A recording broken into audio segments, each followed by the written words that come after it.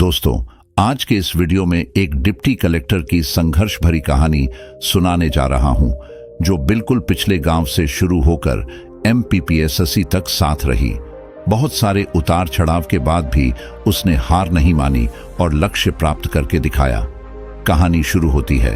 नमस्कार दोस्तों, बोधि शिक्षा YouTube चैनल पर आपका तहे दिल से स्वागत है।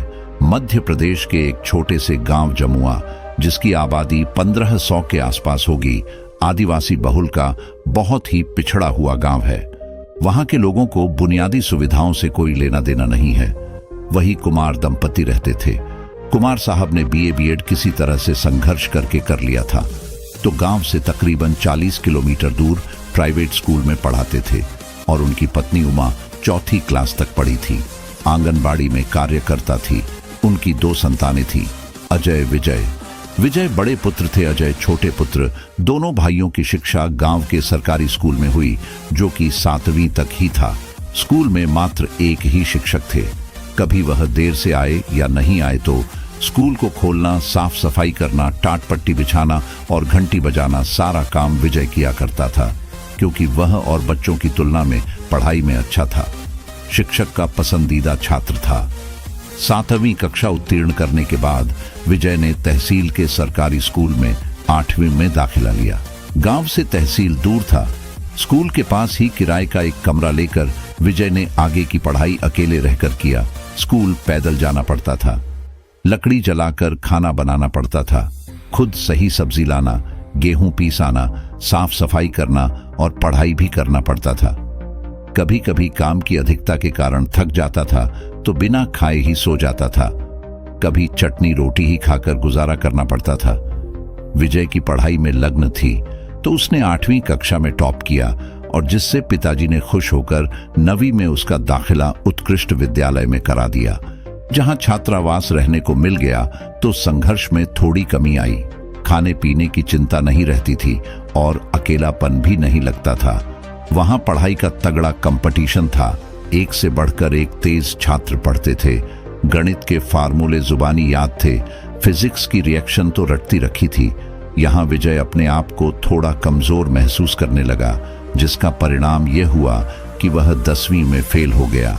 शिक्षकों ने राय दी कि जो विषय कठिन लग रहे हैं उनकी अलग से ट्यूशन ले ले, परंतु पिताजी की आय इतनी नहीं थी कि उन्हें 2000 ही मिलते थे, जिसमें छोटे भाई की भी पढ़ाई का खर्च था।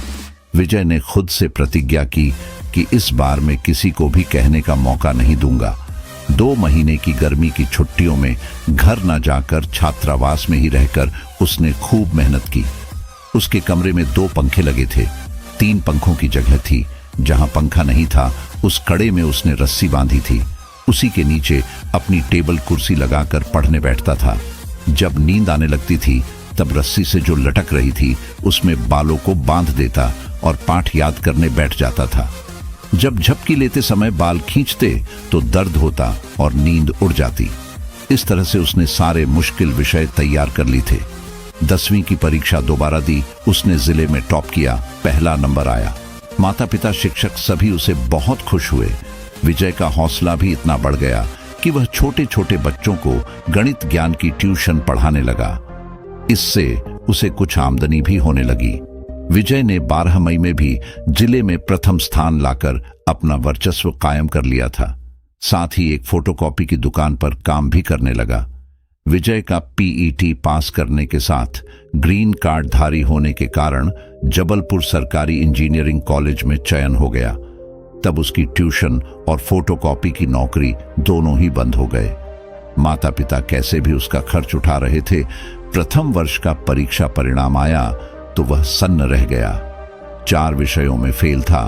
उसने दोबारा तैयारी करी। खर्च निकालने के लिए उसने फिर से ट्यूशन पढ़ाना शुरू कर दिया और खुद भी पढ़ाई की। पास होने के बाद कोई बड़ा काम नहीं मिला तो वह इंदौर के प्रतिष्ठित पेट्रोल पंप पर सुपरवाइजर बन गया। इस काम में उसको ज्यादा लाभ नहीं था और काम भी उसके मन का नहीं था। दोबारा जबलपुर में ट्यूशन पढ़ाने लगा। माता पिता बहुत परेशान थे। ताने भी मारते थे कि यही ट्यूशन पढ़ाने के लिए तुमको बाहर भेजा था क्या। इसी बीच व्यापम के तहत वन रक्षक भर्ती परीक्षा दी। उसमें उत्तीर्ण हो गया। जिले में ही उसकी पोस्टिंग हो गई फॉरेस्ट गार्ड के पद पर। यह नौकरी भी उसे रास नहीं आई, क्योंकि इसमें जंगल जंगल भटकना पड़ता था। तभी जबलपुर में आयुध भंडार में भर्ती वन रक्षक पद से इस्तीफा दे दिया। या काम भी उसे अच्छा नहीं लग रहा था। उसके एक मित्र ने उसे सलाह दी कि तू एमपीएससी की तैयारी कर। पूरी ताकत से विजय इस परीक्षा की तैयारी में जुट गया। नौकरी के साथ ट्यूशन भी जारी थी। व्यस्तता के चलते गांव जाना आना और दोस्तों से मिलना जुलना सब बंद हो गया था। एमपीपीएससी की प्रारंभिक परीक्षा पास कर ली, लेकिन मुख्य परीक्षा में असफल हो गया। माँ पिताजी बहुत नाराज हुए, बातचीत भी बंद कर दी। विजय ने हार नहीं मानी, उसने दोबारा तैयारी करे। इस बार साक्षात्कार तक पहुंच गया, परंतु किस्मत ने अंतिम चरण में साथ नहीं दिया।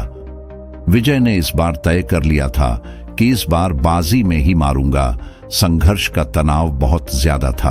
उस पर से परिवार का बड़ा बेटा होने के नाते सबकी उम्मीदें भी उससे जुड़ी थीं। इस बार बाजी मारना तो दूर हुआ, प्रारंभिक परीक्षा भी पास नहीं कर पाया। अब वह टूट गया था। उसे लगने लगा था कि अब वह कुछ नहीं कर पाएगा। उसे यूं ही ट्यूशन से ही काम चलाना पड़ेगा। एक दिन पढ़ाते समय एक बच्चे को बार बार एक ही सवाल समझाकर थक गया था। उसने बच्चे को 2 चांटे लगा दिए कि तुमको कितनी देर से समझा रहा हूं, इतनी सी बात तुम्हारी समझ में नहीं आ रही है। तभी उसे अपना फेल होना याद आया, ट्यूशन पढ़ाना छोड़ दिया और चौथी बार एमपीपीएससी की तैयारी में जुट गया।